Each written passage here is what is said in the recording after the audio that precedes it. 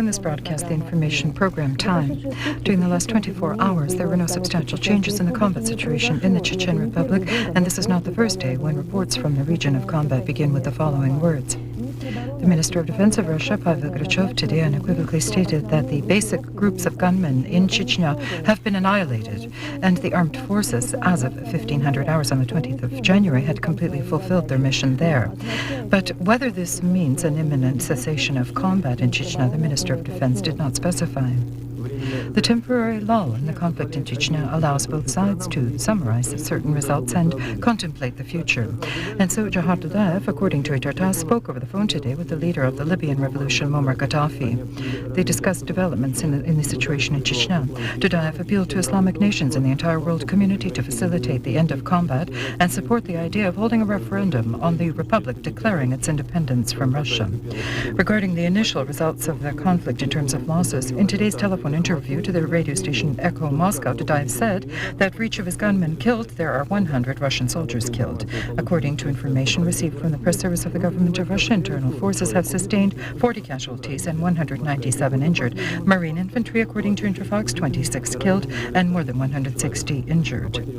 There are no reports on the losses among the Ministry of Defense forces. Dudayev's losses, according to the government of Russia, are 500 people dead and 120 injured gunmen. Overall, since the beginning of the conflict, 6 unlawful formations were rendered harmless. 87 units of combat technology confiscated, 416 units of projectile technology, 114 smoothbore weapons. Planned for today on one of the stretches of the Chechen-Dagestani border, the exchange of 43 Russian prisoners of war for Dudayev gunmen did not take place. One of the Chechen intermediaries explained that they didn't have time to assemble all those that were to be returned there in various locations. Iturtas reports, but yet the employees of the FSK managed to free one prisoner. We were engaged in battle. Our column was blockaded. And then it happened that the front units moved ahead. And we were left separated from them. On the 31st of December, the captain and 4 surviving soldiers became hostages of the gunmen. The Dudayev gunmen shot a seriously injured soldier. The rest were lucky they survived. And now one of them has been freed. It turns out that on the day that he was taken prisoner, a daughter was born to Konstantinov. Meanwhile, military specialists continue to analyze the operation on the disarmament of Dudayev gangs. According to the representative of the President of Russia in the Chelyabinsk district, the Major General candidate of historical sciences, Vladimir Seleznov, the operation was not thought through nor prepared sufficiently, Iturtas reports.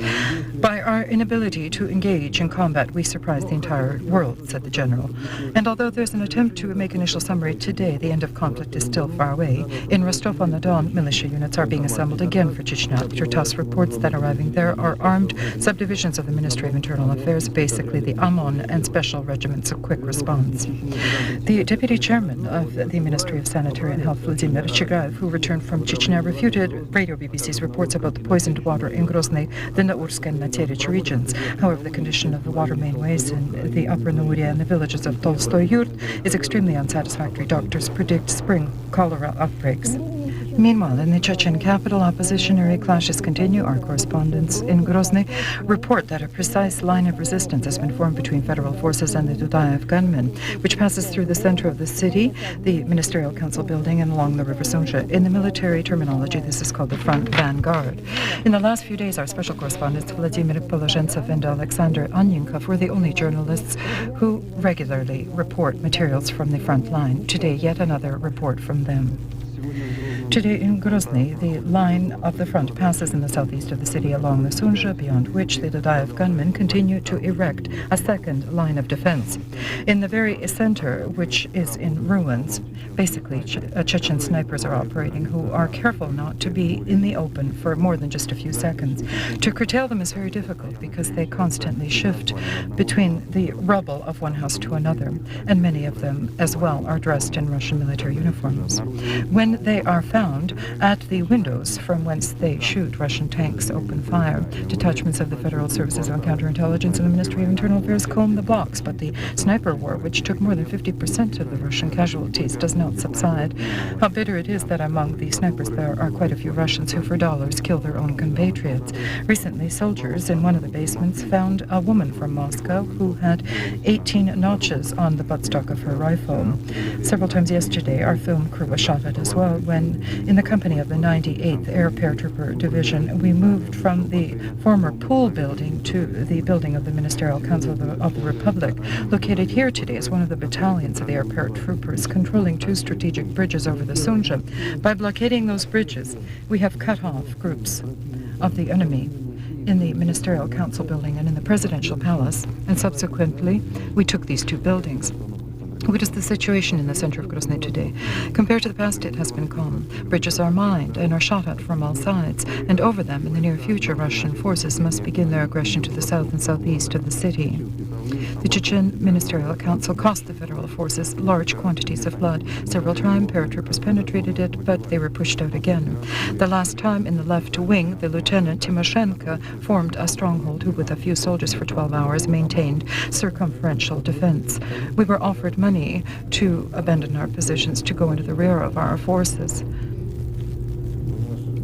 Our group, which was in the rear, didn't want to, and we resolved not to surrender.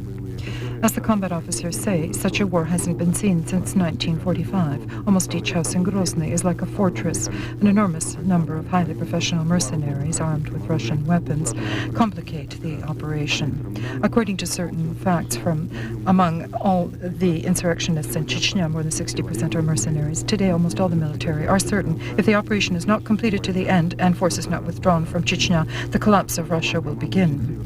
So we were told by the commander of the northern group of forces, General Rukhlin, literally 1 week ago, the Russian army began to really fight professionally. We can only regret the casualties to date. According to our information, as of the 22nd of January, on the Russian side, 625 people have been killed, 2,064 injured. On the Chechen side, almost 5,000 have been killed. A few days ago, on the frequency of Russian television stations, Jihad Dudayev spoke out, who promised to send all Russian soldiers home in zinc caskets.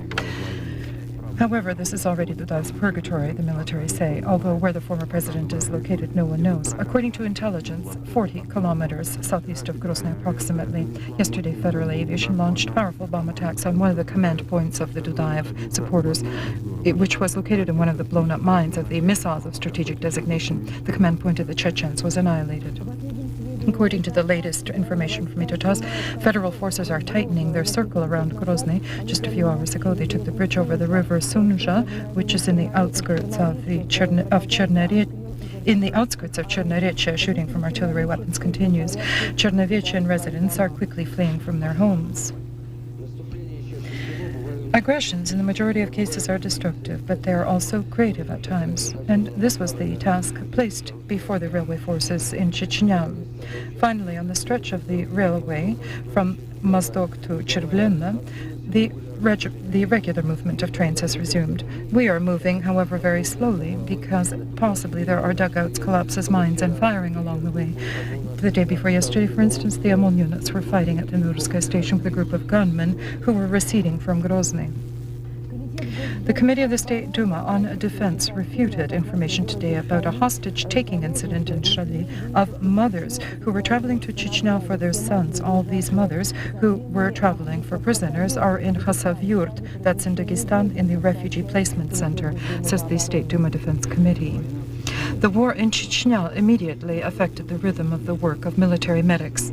10 surgical brigades are in the state of constant alert 24 hours a day. Since the end of December 1994, surgical and trauma units of the hospital operated on or provided necessary medical aid to 400 military servicemen.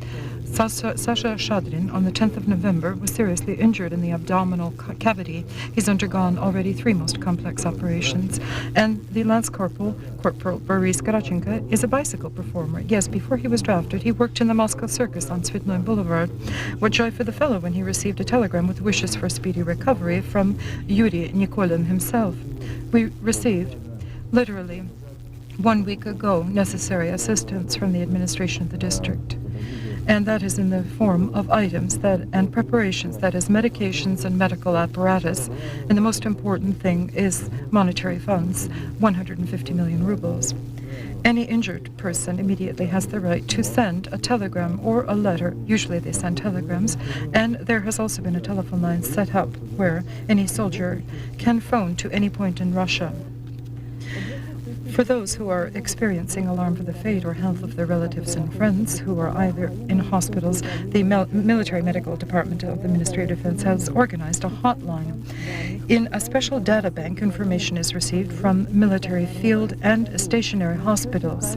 Each injured or ill person is accounted for. You can learn their fate by dialing the numbers 293-0843, 293-2129. In less than just 2 months, the zone of the Chechen conflict has already been abandoned by 142,000 refugees. That's almost the same number as left Tajikistan within 2 years of the inter-Tajik contradictions. And so now, over the 100,000 mark is the number of people whose fates were distorted or broken by the machine of war. Even now, when it seems that all who wanted to or could have left, Chechnya continues to be abandoned by people. Often during the day, there are around 8,000. This was said today by the head of the Russian Immigration Services, Tatyana Regin, who yesterday returned from Chechnya. This information is not complete. Not all refugees go through the registration points. Many travel directly to relatives or friends. Basically, these are grandmothers or elderly women, those who previously were not able to leave and were simply taken out. Sometimes the convoys don't reach destinations on time, they die en route.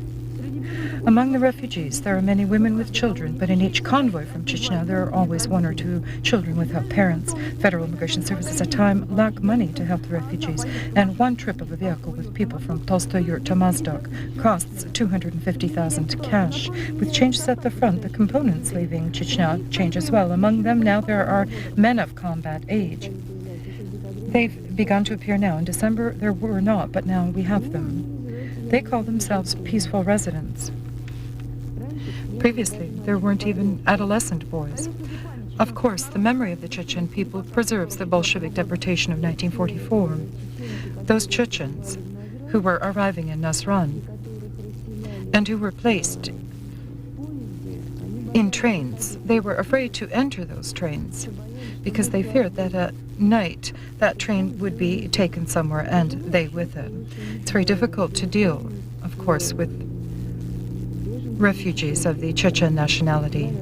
Much more difficult, because they openly state that with one hand you bomb and with the other you offer assistance. No matter what, the Chechen people scourged by war accept it, because they have no other recourse. Today, the chairman of the government of Russia, Viktor Chernomyrdin, discussed with the chairmen of the chambers of the Russian parliament, Vladimir Shumeyko and Ivan Rybkin, paths to normalize the situation in the Chechen Republic. And in the evening, Viktor Chernomyrdin met within the government building of Russia with the delegation of the Council of Elders of Chechnya.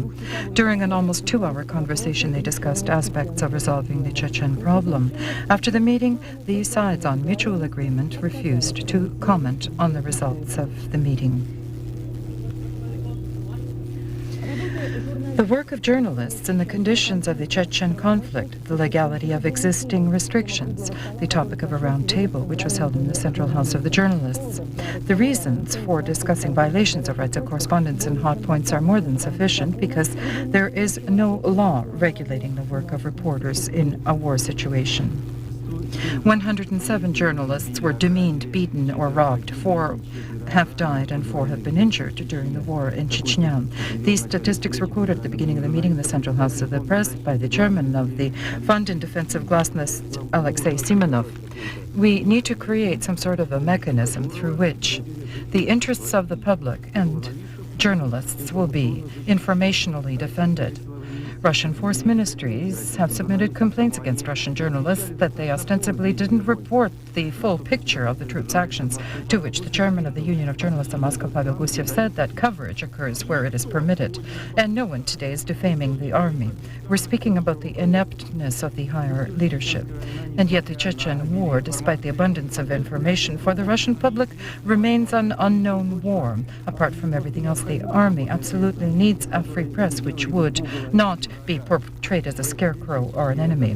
What is occurring in Chechnya is a unique test for the adherence to democratic principles, and the journalists have passed that test, feels the deputy of the State Duma, Sergei Yushchenkov. However, he directed attention to an alarming symptom. The authorities are reacting less and less to the information of the press, and this, according to him, is even worse than the former strict censorship. Today in Moscow, Pavel Grachev explained reasons for his recent statements about the deputies Yushchenkov, who, in his opinion, creates enmity between the army and its leadership, and about Kovalyov. I regret the fact that I didn't restrain myself. No, I didn't restrain myself, and I was rude. But I feel that my attitude toward them, what I have currently expressed, was correct. This was said in the Ministry of Defense, where Pavel Grachev met with the head commander of the armed forces of Finland, the General Gustav Hägglund. The neighborly nature of the relations between the countries was emphasized. The high-ranking official from Finland was not as severe during the meeting as his counterpart, the Minister of Defense of Germany, Dürer, who didn't want Pavel Grachev to be invited to the Munich International Conference. The reason for that was the already known statements made by Grachev. I received an invitation for that conference, but I did not give official consent to participate. So the apprehensions of the Minister of Defense, Rui, that the Russian Minister of Defense will arrive in Germany are without foundation. Tomorrow in the Kremlin, chaired by Boris Yeltsin, there is a planned session of the Security Council to be held. Interfax reports that there they will be examining the situation which has developed in the last days in Chechnya proper and around it. It's not excluded that at this session they will also examine the mechanism of transferring the functions of sustaining constitutional order in Chechnya from the armed forces of Russia to organs of the Ministry of Internal Affairs. Interfax has learned that during the regular meeting today between the President of Russia with the Prime Minister Chernomyrdin, in detail they discussed the situation in Chechnya in light of tomorrow's session of the Security Council, but no official announcements about the results of that meeting were issued yet.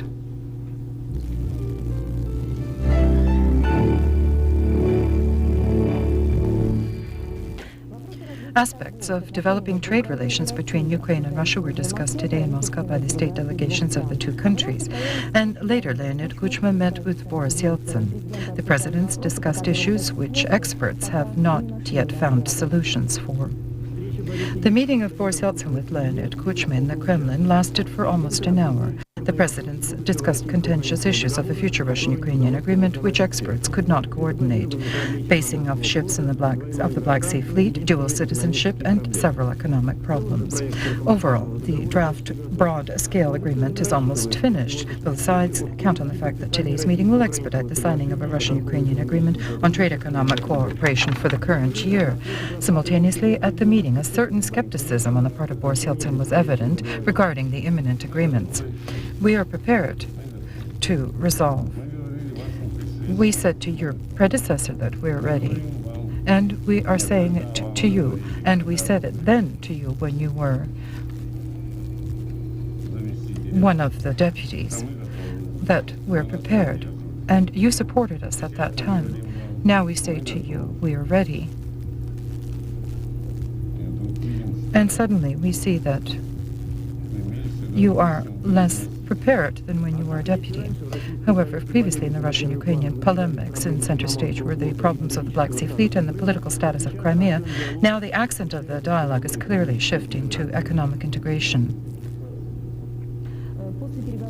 After dialogues with the Russian president, Leonid Kuchma met also with the Prime Minister Chernomyrdin, but details of that conversation are not known at this hour. The current year will be a breakthrough in the development of integration of the CIS countries. This was stated in Minsk by the Minister of Foreign Affairs of Russia, Andrei Kozyrev. According to him, the agreements achieved by the Commonwealth countries in 1994 essentially have finalized the civil divorce of the former republics of the USSR. The last day of the official visit in Minsk of the Minister of Foreign Affairs of Russia, Andrei Kozyrev, began with a visit to the National Museum of Belarus, where the Russian guest was handed over 63 icons from the Yaroslavl district seized by the Belarusian customs officials during their attempt at export to the West. In the center of the official meetings and dialogues was the topic of economic integration and the political closer ties between Belarus and Russia, the beginning of which was laid by the recent signing by the heads of both countries of an entire package of documents of an economic nature, including an agreement on a customs union. The dynamism of political interaction should be enhanced by the signing by the two heads of state of a political document, the Agreement on Friendship, Neighborliness and Cooperation, thanks to which, by not affecting the sovereignties, Belarus and Russia will be able to develop cooperation in all spheres. Today, the Minister of Foreign Affairs of Russia met with the President of Belarus, Alexander Lukashenko, during which they discussed the imminent visit of Boris Yeltsin to Minsk and the signing of a political agreement. I'm very happy for Russia that we have such a neighbor. I think we have all the preconditions, personal and political ones. In the conversation with the press, the question was raised of a Eurasian Union, the movement toward which was ostensibly suggested by Kazakhstan joining the Belarusian-Russian Customs Union. I have no relationship with this or any Eurasian Union. We've defined our position. The CIS today, tendencies are developing within the CIS, and we're developing them. I am prepared for this. I'm not deviating from that policy. While politicians and the military are destroying other people's lives and their own reputations in the battle against separatism in the Northern Caucasus, in other regions, the economy bloodlessly but firmly moves toward the thought of the need for unification. On the 6th of January in Minsk, a package of agreements was signed on a customs union.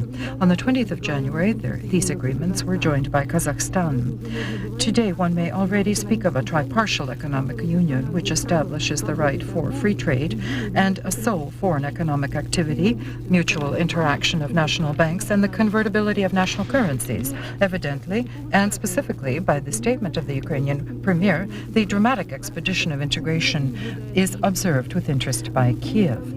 The internal pressures of economic problems are so great here that Ukraine has declared itself to be a bankrupt country. The debt to Russia has exceeded $5 billion. The decline in industrial yield during the last year was 30%. The Ukrainian Karbovanets is among the leaders in inflation, which in November has reached 73%. The official separation of Ukraine from the Russian energy system and the disconnection of Russian gas for non-payment make it problematic in principle to return energy debts. But cold weather is no friend, and here the fuel of Russia had to play that role.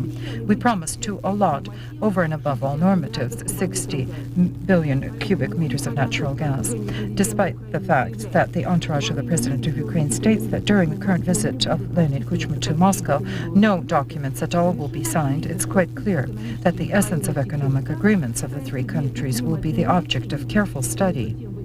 Meanwhile, in these documents, there is a small but symptomatic stipulation. Any country which wishes to join in the framework of this economic union must fulfill several specific requirements so that it can join. And this is true freedom, the freedom of choice.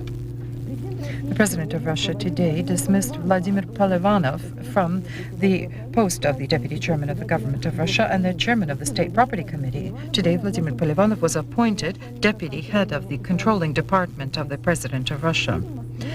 Today in Moscow, the Congress of the Agrarian Union convened. This social political organization joins on a voluntary basis staffs of collective state farms, processing plants, rural construction organizations, agrarian industrial cooperatives, and independent peasant businesses. Before the beginning of the assembly, participants of the Congress expressed an intention to appeal to the President of Russia with a request to establish subsidies for rural goods producers on their goods and guarantee its purchase at prices which are agreed upon by the agrarian unions themselves. Today, for an indefinite period, the train passenger traffic was halted between Yerevan and Tbilisi. Interfax reports that this is connected with the fact that the Georgian side on its territory cannot supply normal electrical feed for the railway to function. The line Yerevan-Tbilisi is the only railway route as of today allowing access out of Armenia. Despite the collapse of the Soviet Union, the criminal spread in Russia, its main air gates are working at maximum overload. The flow of Russians flying abroad has increased, and strange, the flow of foreigners preferring to fly to Europe and America through Moscow has increased. Formalities at Sheremetyevo Airport are extremely simple if you have honest intentions, and the majority of passengers are such, but there are other travelers. 3 citizens of Iran in 1990 illegally entered the Azerbaijani Republic, where unlawfully, for a large sum of money, received residence permits. Further, by bribing an official at the Baku airport, had access to an airplane of the Perm Aviation Unit. The criminals demanded they be taken to Norway. For 15 months, the Ministry of Foreign Affairs of Russia held dialogues with the Ministry of Foreign Affairs of Norway to extradite the criminals. Representatives of Norway and the criminals' attorneys wanted guarantees from the Russian side that the criminals wouldn't be subjected to capital punishment and they wouldn't be handed over to Iran. Damage caused by the hijackers was 12 million rubles and $150,000 for a special plane, which brought them today to Moscow. According to Russian legislation, they may face between 10 and 15 years in prison. Today, the matter was assumed by the investigator of especially important matters within the Prosecutor General of the Russian Federation. The extradition process was conducted without excesses. The Norwegian embassy will punctually observe adherence to guarantees given by the Russian side. But if the Norwegian side is satisfied with the transfer of the criminals, the representatives of the border services in the airport behave themselves this way with your correspondents, and for some reason in every way impeded the filming of this material, yet stating that they had no instructions to that effect. In any case, criminals can fly to and fro in normal conditions, but for filming, one can get a smack on the camera. The government of Japan is undertaking broad-scale measures to restore regions affected by the earthquake. The supplementary state budget will allow the financing of restorational and construction of work of temporary housing for those left homeless. According to our private correspondent in Japan, they number approximately 300,000. It's exactly 1 week since the day of the catastrophic earthquake, which caused enormous damage to the Japanese city Kobe and its environs. Number of casualties this night exceeded 5,000. Destroyed or in a state of disarray are almost 50,000 homes. However, the number of missing has dropped dramatically, a true sign of the fact that the number of casualties won't escalate. Gradually, subsistence for 300,000 homeless living in public buildings and yards is improving. However, there's still a problem with water and insufficient sewage access. At the same time, new complexities arise. The city is strewn with garbage bags which cannot be disposed of. Specialists fear influenza and intestinal epidemics. Naturally, the Kansai earthquake frightened Tokyo authorities as well. Immediately, they made calculations what would happen if here in this region the epicenter of an earthquake with the same force at Kobe would be located. And this is their conclusion. For the enormous Tokyo megabelt, with a population of more than 30 million, the computer predicted 4,700 victims, and that includes dead and injured as well. The contemporary buildings will withstand, but greatest damage will be caused to regions with mostly wooden constructions. The latest news that in the near future Tokyo will face a catastrophe, that there is panic in the city, the population is hoarding food, is not realistic at all. The Japanese have no magic formula to predict earthquakes. The residents of Tokyo are used to quite serious earthquakes, and the situation in the city is calm. Japan today expressed indignation over the statement of the Libyan leader, Muammar Gaddafi, who said that the earthquake in Japan is God's wrath for complicity with the politics of the United States. Muammar Gaddafi's words, noted at a briefing by the press secretary of the Ministry of Foreign Affairs of Japan, said offends the feelings of the relatives of victims of the catastrophe. The statements lack common sense to the degree of the absurd. Israel has firm and undisputable proof that Iran was involved in Sunday's terrorist act committed near Tel Aviv, as a result of which 19 people died and 70 people were injured. Israel has called on the international community to increase its efforts on international isolation of Iran in order to prevent such acts of state terrorism, and also to increase international cooperation in the battle against terrorism through means of intelligence, information exchange, and operational cooperation.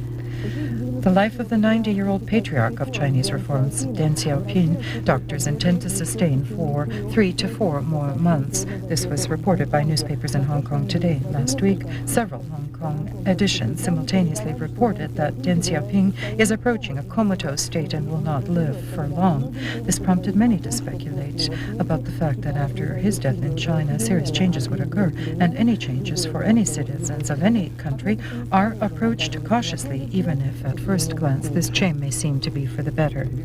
The Hungarian government 3.5 years ago decided to at least partially compensate the damage caused by the dictatorship of the proletariat to the citizens of the country, depriving them of their property the end of the 40s and the early 50s. It was decided to compensate for moral damage to victims of political repressions as well. From the very beginning, the government had forewarned that this did not mean full compensation for damage the Treasury wouldn't endure. The bureaucratic procedure was reduced to a minimum. Those who no longer had the necessary documents simply had to supply confirmations from witnesses. The calculations themselves were based on the nominal value of confiscated property, and compensation was issued in securities or in vouchers. One could purchase state property, which was subject to privatization, or shares. In the rural areas, land. Who didn't want to be involved with vouchers could exchange them for lifelong rental vouchers. Vouchers could be sold in banks or at the exchange. And many people, especially the old, managed to convert them into cash at the rate offered them at the time. A certain element, having put these securities through several times, currently holds an enormous number of vouchers, hoping to buy yet unprivatized state property cheaply. And this is all completely legal, is written in the rules of the free market economy. Quick and easy well-being for the absolute majority of the population yet has not come, although the democratic government has fulfilled its debt before the people.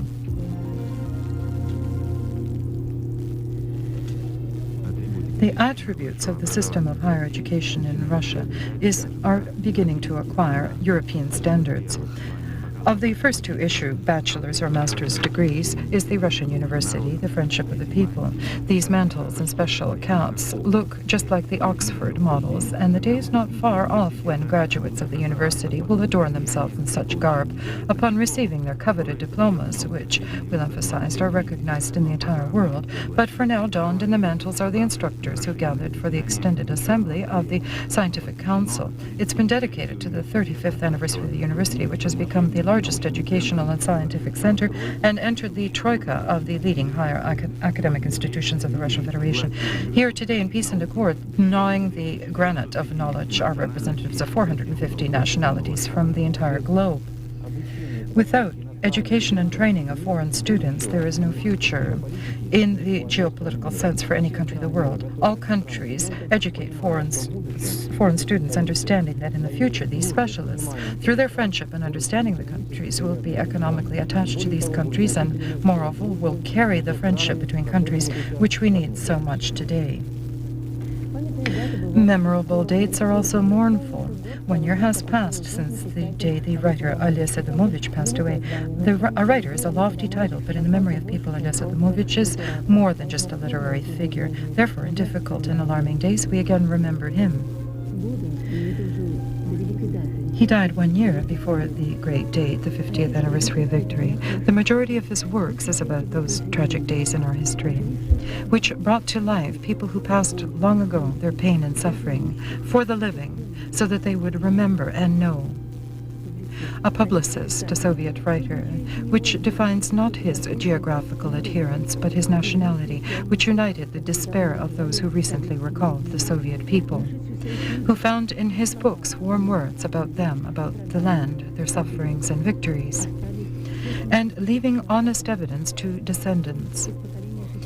From the generation of the 60ers who lived through the brief Khrushchev thaw, the illusions of communism, having in his autobiography 2 dates, May 1945 and August 1991. He stood in the front ranks of those fighting for perestroika, believing in the purity of democracy, that morality in politics must surpass politics itself. And so, 1 year ago we saw him off, eulogies were read, we swore by his name. Today his books are an inimitable odyssey of suffering, our common remembrance, foreboding and warning. And the last, finally, the unfinished, his honor, his thoughts of life and death which he foretold. The Romans never said the ominous words, he died. They said, vixi, he lived. And he wrote, it was lived, in our conscience. Let us remember.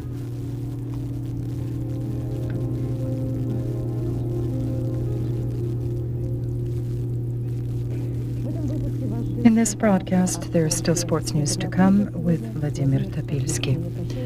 I bid you farewell, all the best.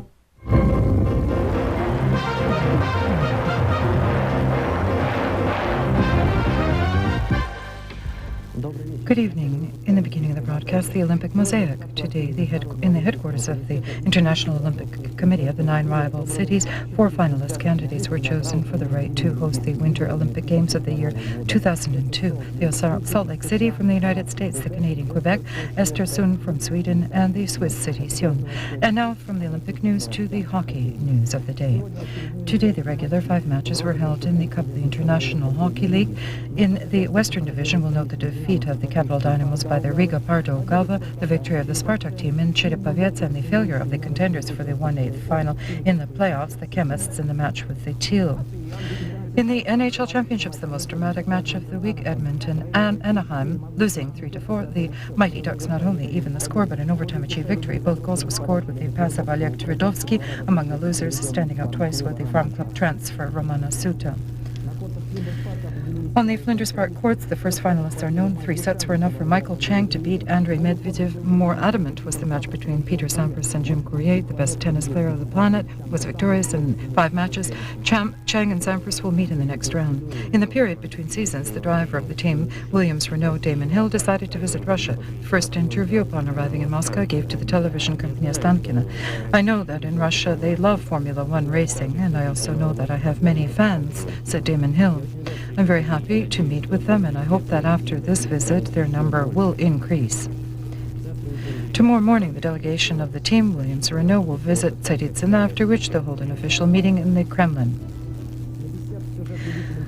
For adventure lovers, the team of Russian mountain climbers climbed to the top of Mangla du Catul in France, but unfortunate weather prevented a dismounting. Now, such adventures in February will be seen at the climb of Kilimanjaro in scorching Tasmania.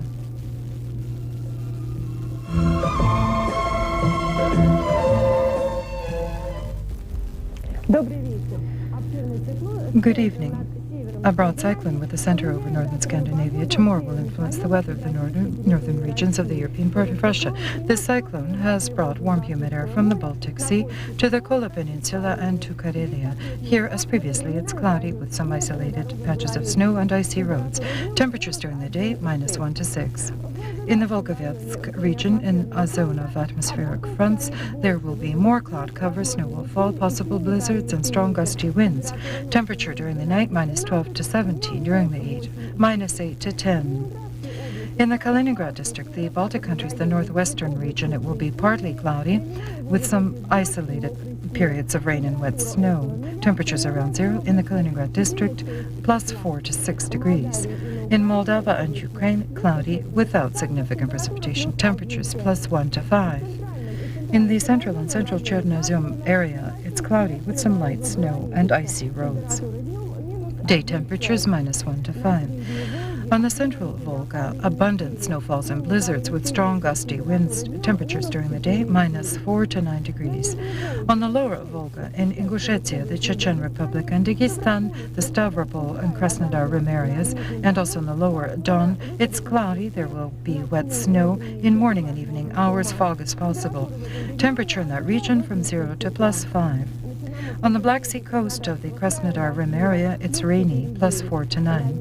In Sochi, as usual, it's a little warmer, up to +11.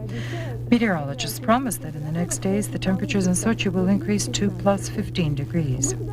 In the republics beyond the Caucasus, partly cloudy skies without precipitation. In Georgia, Azerbaijan, +3 to 8. In Armenia, around 0. In St. Petersburg, cloudy skies with some periods of light snow at night, -3 to 5, during the day, -1 to 3. In Moscow, it's cloudy with patches of fog in the morning and some snow with icy roads. Winds are from the west, gusty, 6 to 9 meters per second. Temperatures at night, -3 to 5. Through the suburbs, down to -8, during the day, -1 to 3. The prediction was compiled according to data from the Oceanic Meteorological Center of Russia. All the best.